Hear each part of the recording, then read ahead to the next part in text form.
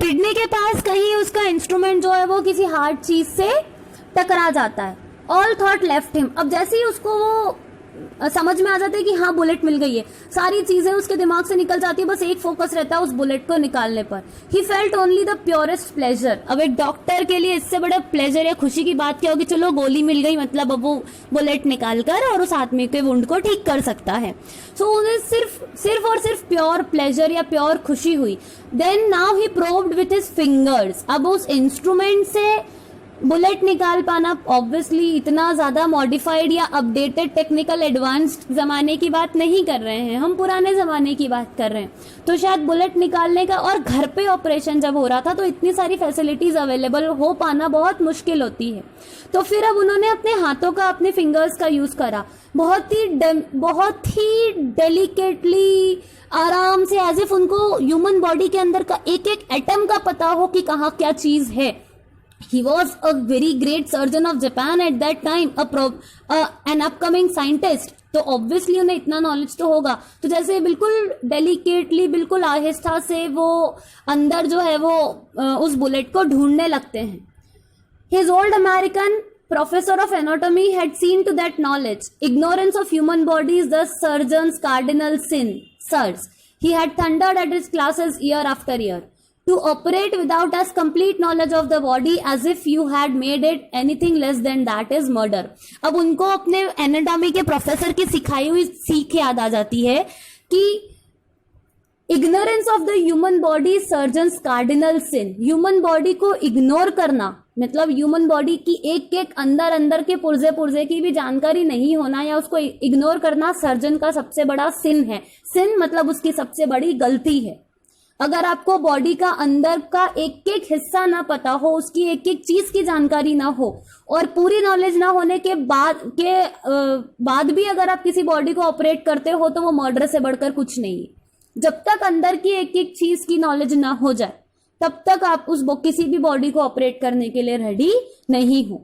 तो सडाओ जब अंदर उस गोली को निकालने के लिए उसकी बॉडी के अंदर अपने हाथों को घुमाते हैं, then it was like he knew each and every atom of the body, क्योंकि ये उनको सिखाया गया था कि जब तक पूरा नॉलेज ना हो आप अपने आप को सर्जन नहीं कह सकते। ऑपरेट करना बिना जानकारी के, बिना नॉलेज के मर्डर से कम नहीं होता है, ये उनको सिखाया गया था। It is not quite at the kidney my friend. अब सडाओ जो है उसकी आदत होती है कि वो ऑपरेशन करते करते ना अपने पेशेंट से बात करने लग जाता है। तो वो उस एनिमी को बोलता है कि चलो शुक्र है मेरे दोस्त कि कम से कम वो तुम्हारी किडनी के पास नहीं है। It was his habit to murmur, मतलब वो फुसफुसाते रहने की, कुछ कुछ बोलते रहने की, पेशेंट से बोलते रहने की, अपने आप अपनी धुन में बात करने की आदत रहती है उसकी ऑपरेशन करते समय। हर किसी का अपना एक अलग तरीका होता है, ये उसका तरीका था। और माय फ्रेंड, ये आदत थी, वो हमेशा अपने पेशेंट्स को जो है वो माय फ्रेंड बोल के डेजिग्नेट ही करता था, सारे पेशेंट्स को। अब यहाँ देखो, यहाँ इस पॉइंट पे ये समझ में आता है कि सडाओ कितना इंग्रोज हो चुके हैं अपने काम में, कितना डीपली घुल चुके हैं अपने काम में कि उन्हें ये तक नहीं समझ में आ रहा कि जिसको वो ऑपरेट कर रहे हैं वो उनका एनिमी है, और वो उसको भी वहां पर माय फ्रेंड बोलकर कंसिडर कर रहे हैं। This is the share professionalism that the person is showing at this very moment. So he was so deeply involved in his work that he murmurs, वो फुसफुसाते हैं कि चलो शुक्र है मेरे दोस्त किडनी के ज्यादा आसपास नहीं, और वो अपने काम में लग जाते हैं। Then quickly with the clearest and most precise of incisions the bullet was out। मतलब बिल्कुल क्लियरली, एकदम प्रिसाइज इंसिशन के साथ, बिल्कुल प्रिसाइसली जहां बुलेट है वो वहीं अपना हाथ ले जाते हैं और तुरंत उस बुलेट को बाहर निकाल लेते हैं। The man quivered but he was still unconscious. वो आदमी थोड़ा सा ऑब्वियसली बॉडी में से बुलेट बाहर निकली, उसको थोड़ा सा दर्द हुआ, वो थोड़ा सा हिला, लेकिन अभी भी वो अनकॉन्शियस ही था, अभी भी वो बेहोश ही था, अभी तक उसको होश नहीं आया था। उस आदमी को होश तो नहीं आया था, लेकिन दर्द में वो करहा रहा था, कुछ कुछ बोले जा रहा था, कुछ तो भी मतलब वो थोड़ी सी जो है बड़बड़ा रहा था वो दर्द में। और एकदम से हैना जो है वो सडाओ को आवाज लगाती है या उसको कुछ बोलती है, तो सडाओ उसको चुप रहने को कह देता है। The man sank again into silence so profound that Sadao took up his wrist hitting the touch of it. उसके बाद बड़बड़ाने के बाद वो आदमी फिर वापस वापस चुप हो जाता है, वापस इतना शांत हो जाता है कि सडाओ को ऐसा लगता है कि एक बार चेक करना चाहिए वेदर ही इज अलाइव और नॉट। तो वो उसको उसकी रिस्ट को पकड़ के, ऑल्दो उसको हाथ लगाना टच करना अच्छा नहीं लग रहा था, बट वो उसकी रिस्ट पकड़ के जो है उसकी बीट्स जो है वो फील करने की कोशिश करता है, उसकी पल्स सॉरी, और वो पल्स जो है वो धीरे धीरे फेंट होती जा रही थी, बट फेंट हो रही थी, बहुत फीबल थी, बहुत कम थी, लेकिन इतनी तो थी कि हाँ एटलीस्ट एक होप थी कि वो आदमी जो है वो बच जाएगा, जिंदा रह जाएगा। But I certainly do not want this man to live, he thought. फिर वो वापस उसके दिमाग में फिर वही कन्फ्लिक्टिंग कंफ्यूजिंग थॉट्स आना शुरू हो जाते हैं, लेकिन मैं नहीं चाहता कि आदमी जिए, मैं क्यों ऑपरेट कर रहा हूं, मैं क्यों इसको बचाने की कोशिश कर रहा हूं। No more anaesthetic he told Hannah, उसने हैना को बोला कि नहीं अब इसको और ज्यादा एनेस्थीसिया की जरूरत नहीं है। He turned as swiftly as though he had never paused, and from his medicines he chose a small vial, and from it तुरंत ही उसने वापस अपना, हैना को सिर्फ इतना बोला कि चलो इसको अब और एनेस्थीसिया की जरूरत नहीं है, इतना बोल के वो तुरंत ही वापस पलटता है और अपनी काम की तरफ वापस घूम जाता है और अपने सामान में से कुछ मेडिसिन, जो मेडिसिन रखी थी उसकी मेडिसिन का सामान था उसमें कुछ कुछ ढूंढने की कोशिश करता है और उसमें से एक छोटी सी वायल निकालता है। वायल एक छोटी सी एक ऐसा बॉटल तो नहीं कह सकते हम उसको, एक बहुत ही छोटी सी इंस्ट्रूमेंट होती है जिसमें जो ब्लड सैंपल्स जब कलेक्ट किए जाते हैं, अगर कभी किसी का आपका ब्लड चेकअप या ब्लड टेस्ट हुआ हो तो उसमें ब्लड सैंपल्स कलेक्ट करने के लिए जो छोटी सी कैप वाली जो एक बॉटल होती है उसे हम कहते हैं वायल। तो वो एक वायल जो है उसमें से चूज करता है, वायल निकालता है और उस वायल के थ्रू, चलिए I will give a clear example of vial. Normally जो इंजेक्शंस जिसमें इंजेक्शंस की जो मेडिसिन फिल्ड होती है ना, छोटी छोटी बॉटल्स, उन्हें भी कभी कभी वायल कहा जाता है। तो उसमें से एक वायल निकालता है and from it filled a hypodermic and thrust it into the patients left arm. वो हाइपोडर्मिक मतलब एक इंजेक्शन को उस वायल में से फिल करता है और उस इंजेक्शन को बिल्कुल एक प्रेशर के साथ में या फिर एक थ्रस्ट के साथ में जोर से उसके लेफ्ट आर्म पे लगा देता है। इंजेक्शंस आप लोगों ने सब लगते हुए देखे, इंजेक्शंस को फिल कैसे किया जाता है वो भी आपने देखा है। तो जिससे फिल किया जाता है उस बॉटल को वायल कहते हैं और वो थ्रस्ट के साथ, एक प्रेशर के साथ उसको लगा देता है उसके लेफ्ट आर्म पर ताकि वो और भी पूरी तरह से एनेस्थेटिक हो जाए। Then putting down the needle he took the man's wrist again, वो उसको निडल को नीचे रख देता है और वापस आदमी की रिस्ट, उस एनिमी की रिस्ट को फील करता है, मतलब उसकी पल्सेस को फील करने लगता है। The pulse under his fingers fluttered once और twice and then grew stronger. अब वो जो मेडिकेशन था वो उसकी पल्स को स्ट्रॉन्ग करने या बढ़ाने के लिए था, तो वो फील करता है वो मेडिकेशन या वो इंजेक्शन देने के बाद उसकी पल्स को। तो अब जो उसकी पल्स है वो 1-2 सेकंड के लिए 1-2 बार फ्लिकर करती है, लेकिन अब धीरे धीरे उसकी पल्स जो है वो स्ट्रांग होने लगती है। मतलब फाइनली वो सोच तो रहा है कि मैं चाहता नहीं हूं कि आदमी जिए, लेकिन उसके ऑपोजिट वो अपने प्रोफेशनलिज्म को फॉलो करते हुए उस आदमी को जिंदा रखने की कोशिश करता है। This man will live in spite of all, he said to Hannah and side. वो आदमी को बोलता, वो अपनी वाइफ को बोलता है, सडाओ ये आदमी कुछ भी कर लो जिएगा तो सही, इन spite of all everything that has happened with him, in spite of all he will live, वो हैना को बोलता है। एंड ही साइड, अब उसे समझ नहीं आता है।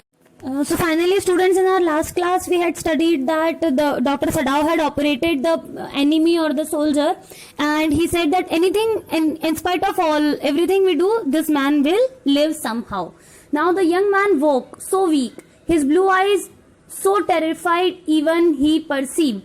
अब वो आदमी ऑपरेशन के बाद जब वो उन्होंने याद है इंजेक्शन लगाया था, उसकी पल्स बढ़ रही थी, वो उठता है धीरे धीरे ही, वो so weak and his blue eyes, blue colour की आंखें थी और बहुत टेरिफाइड थी, बहुत डरी हुई थी जब वो देखता है कि वो एक्चुअली कहाँ है।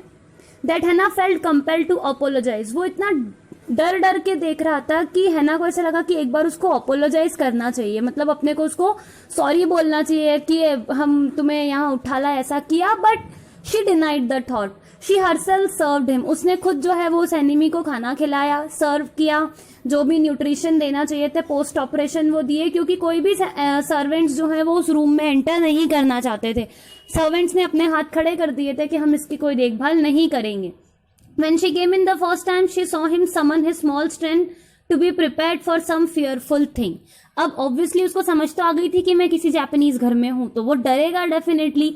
अगर जापान और अमेरिका के बीच में दुश्मनी है, अगर सडाओ उसको दुश्मन कंसिडर कर रहा है तो वो भी तो यही सोचेगा ना कि ये लोग मुझे नुकसान पहुंचाएंगे। तो पहली बार जब ऑपरेशन के बाद हैना जो है रूम में आती है तो वो आदमी जो है वो मतलब ऐसा अपनी पूरी ताकत लगा के उठ के बैठने की कोशिश करता है कि अब तो किसी ना किसी डरावनी चीज से सामना होगा ही सही, वो एक्सप्रेशंस उसके फेस पर होते हैं। तो हैना बड़े ही प्यार से उसको संबोलती है कि डोंट बी अफ्रेड, मतलब तुम डरो मत। तो वो शॉक हो जाता है कि तुम इंग्लिश कैसे बोल सकती हो। अगर वो उसके कपड़ों से लग रहा था कि वो प्योर जापानीज है, तो वो शॉक होके पूछता है तुम इंग्लिश कैसे बोल सकती हो। I was a long time in America. तो उसको हैना बताती है कि मैं काफी समय तक अमेरिका में रही हूँ, इसीलिए मैं आसानी से इंग्लिश बोल सकती हूँ। अब उसने देखा कि वो आदमी जो है वो कुछ बोलने की या कुछ रिप्लाई देने की कोशिश करता है लेकिन दे नहीं पाता है। अभी अभी ऑपरेशन से रिकवर हुआ है, इतनी आसानी से बोल पाना उसके लिए पॉसिबल नहीं था। तो उसने, हैना ने कोई रिटर्न रिप्लाई एक्सपेक्ट भी नहीं किया। वो अपने घुटनों पर झुकी और जो पोर्कलिन स्पून जो थी, मतलब पोर्कलिन मतलब चाइना, वो बोन चाइना जैसा जो मटेरियल होता है ना, हाँ हम उसको कंसिडर कर सकते हैं। तो वो जो सूप लेकर आई थी उस पेशेंट के लिए, वो अपने घुटनों पर बैठकर, ऑब्वियसली उसको नीचे लिटाया हुआ था। रिमेंबर ट्रेडिशनल जापानीज थिंग्स, वो गद्दा नीचे बिछाकर और उस पर लिटाया हुआ था। तो वो झुकती है और उसको खिलाती है उस पोर्कलिन स्पून से। He ate unwillingly but still he ate unwillingly. उसकी इच्छा नहीं थी प्रिजनर की या फिर वो एनिमी की खाने की, उस सोल्जर की खाने की बिल्कुल इच्छा नहीं थी, बट अनविलिंगली, ना इच्छा होते हुए भी उसने कुछ खा लिया। तो वो उसको बोलती है now you will be strong, अब तुम स्ट्रांग बन पाओगे। Not liking him yet moved to comfort him. Hannah के साथ भी वही था, वो उसको पसंद तो नहीं कर रही थी लेकिन सोचा कि अभी वो जिस स्थिति में है उसको थोड़ा कंफर्टेबल करना जरूरी है, तो इसीलिए वो उसको बोलती है अब तुम स्ट्रांग हो जाओगे। वो ऐसा नहीं कि उसको वो पसंद, मतलब वो ऐसा एक अटैचमेंट सा हो गया था, बट वो सिर्फ चाहती थी कि थोड़ा सा वो कंफर्टेबल हो जाए, इसीलिए वो ऐसा बोलती है। उसने कोई आंसर नहीं दिया। और तीसरे दिन जो है वो सडाओ आते हैं। सडाओ जो थे वो ऑपरेशन के 3 दिन बाद उस पेशेंट के पास जाते हैं। वो 3 दिनों तक उस पेशेंट के पास भी नहीं जाते हैं। जब 3 दिनों के बाद वो उस पेशेंट के पास जाते हैं तो उस आदमी का जो चेहरा रहता है, the young man sitting up, his face bloodless with the effort.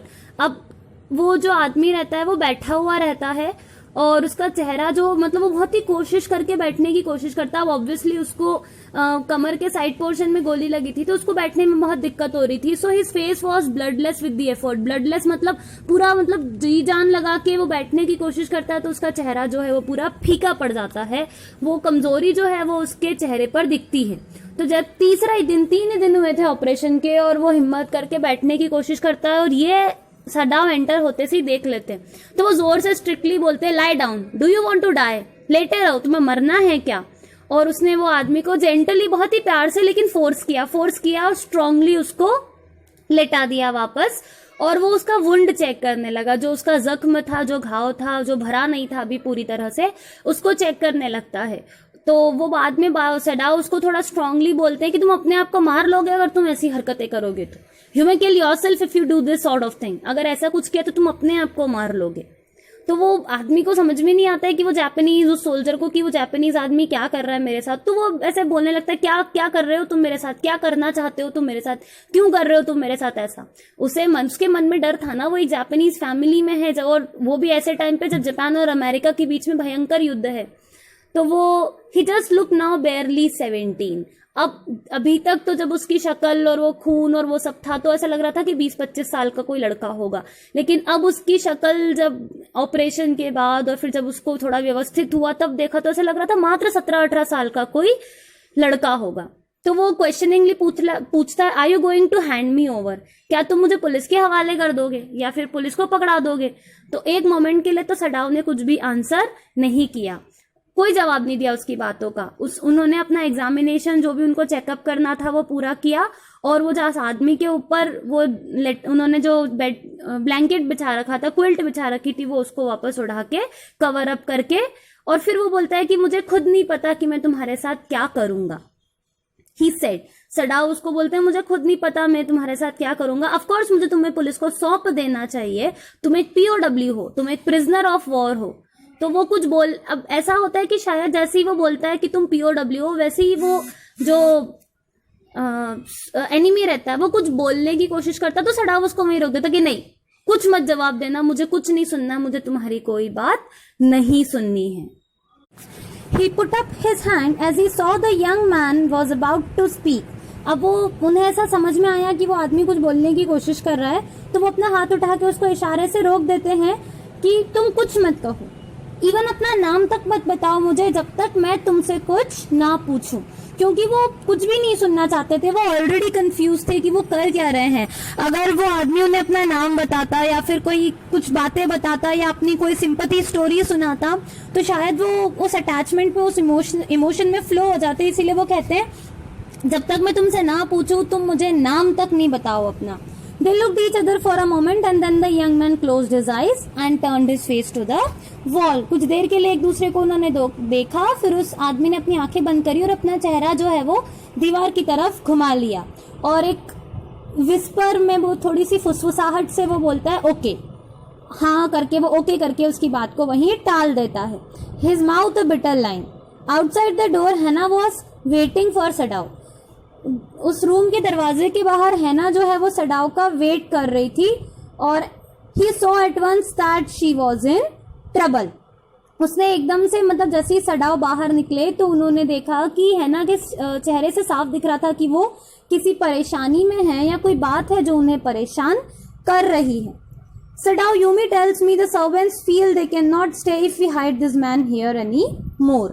अब वो क्या बोलती है आकर सडाव से कि यूमी कह रही थी कि सर्वेंट्स, जो दूसरे सर्वेंट्स हैं, उन्हें लगता है कि अगर वो हम लोग इस आदमी को यहाँ अपने घर में और ज़्यादा दिन तक छुपा कर रखेंगे तो वो लोग यहाँ पर काम करने में कंफर्टेबल नहीं होंगे। उन्हें नहीं लगता कि वो लोग यहाँ पर काम कर पाएंगे अगर हम ज़्यादा दिन और इस आदमी को यहाँ छुपा कर रखते हैं। She tells me that they are saying that you and I were so long in. वो कुछ बोलने की कोशिश करती है कि वो लोग बोल रहे थे कि हम इतने दिनों तक अमेरिका में रहकर आए हैं। तो हो हैना का कहना होता है कि यूमी और सब लोग सारे सर्वेंट सोच रहे हैं कि उन लोगों को ऐसा लगता है that you and I were so long in America, मैं और तुम इतने वक्त तक अमेरिका में रहे हैं कि हम अपनी कंट्री के बारे में सोचना जो है वो भूल गए हैं और हम लोग अमेरिकन्स के बारे में और अमेरिकन्स के बारे में सोच रहे हैं और हम अमेरिकन्स को पसंद करते हैं।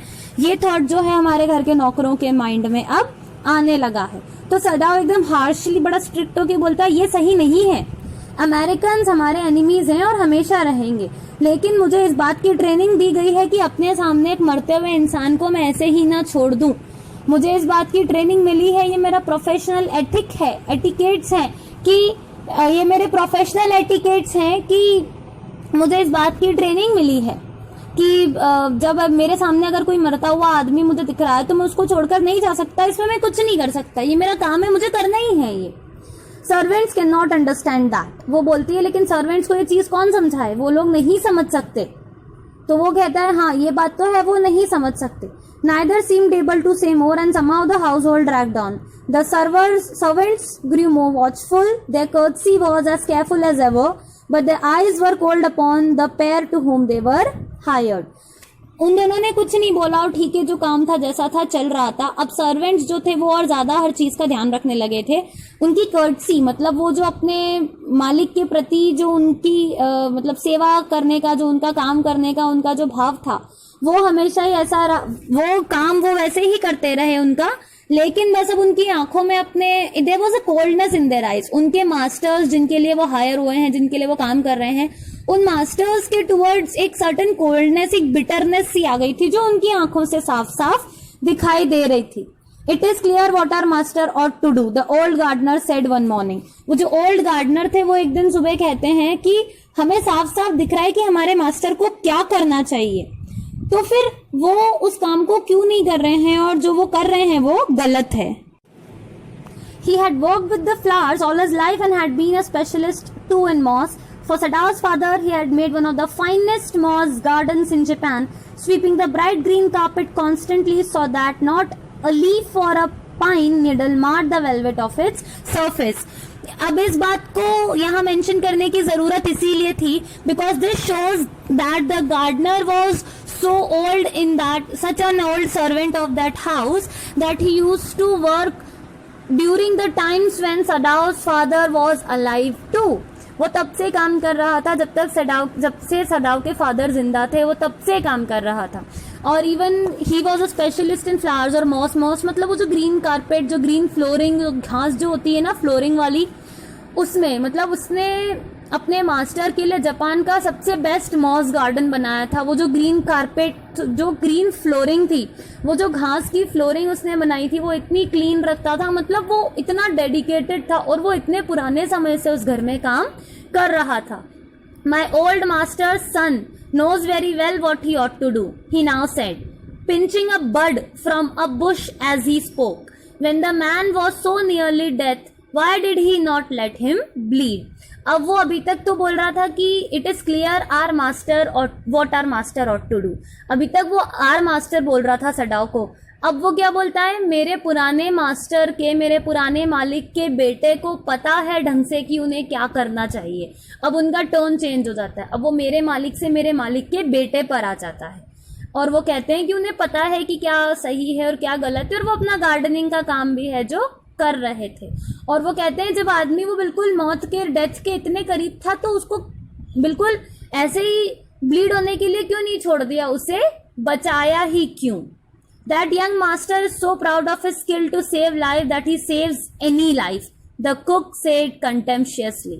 अब ये गार्डनर ने कहा कि जब वो मर ही रहा था तो उसको बचाया क्यों, उसको ऐसे ही पड़े रहने देना चाहिए था, मरने देना चाहिए था। तो कुक बोलता है कि हमारे जो यंग मास्टर हैं वो अपनी किसी की भी जिंदगी बचाने की अपनी इस कला पे इतना घमंड करते हैं कि उन्हें यही नहीं समझ में आता कि वो किसकी जिंदगी बचा रहे हैं, और वो बस अपना काम करते हैं। उन्हें अपनी कला, अपनी स्किल पर, अपनी इस नॉलेज पर इतना प्राउड, इतना घमंड है। तो वो कुक जो है वो गार्डनर की बातों में आके और उनके साथ साथ ऐसे बोलने लग जाता है। ही सेड कंटेम्पशियसली, बड़ी क्रूरता से उसने ये बात, निर्दयता से उसने ये बात कह दी अपने मास्टर के बारे में। She split a fowl's neck skillfully and held the fluttering bud and let its blood flow into the roots of a wisteria vine. Blood is the best of fertilizers and the old gardener would not let her waste a drop of it. Now, the situation was, वो cook गुस्से में इतनी बात बोलती है और अपने उसके हाथ में एक फाउल रहता है। Foul is a kind of a bird. वो उस फाउल की नेक को ब्रेक करती है बड़ी स्किलफुली, तोड़ती है। Literally I am talking about making a non vegetarian food right now, कि वो उसकी नेक को ब्रेक ऑफ करती है और उसमें वो जो फ्लटरिंग बर्ड रहती है, जो फड़फड़ाती हुई बर्ड रहती है, उसको अपने एक हाथ से पकड़ती है और उसकी जो बॉडी से खून निकल रहा होता है वो वाइस्टेरिया वाइन की जड़ों में छोड़ देती है, क्योंकि ब्लड जो है बहुत अच्छा फर्टिलाइजर है। और वो गार्डनर जो है उस कुक को कभी भी, जब भी वो बर्ड को कुक करती है तो कभी भी उसका ब्लड जो है वो वेस्ट नहीं जाने देता और उसको उस वाइस्टेरिया वाइन के रूट्स में ही बह जाने के लिए बोलता है। अब यहाँ इस बात को मेंशन करके ये बताया गया है कि उनके मन में कितना गुस्सा था, कि वो अपना सारा गुस्सा जो है वो अपने काम के थ्रू निकालने की कोशिश कर रहे थे। Both of them, the gardener and the cook, were angry at something or the other for their master, and in this way they were letting their anger go.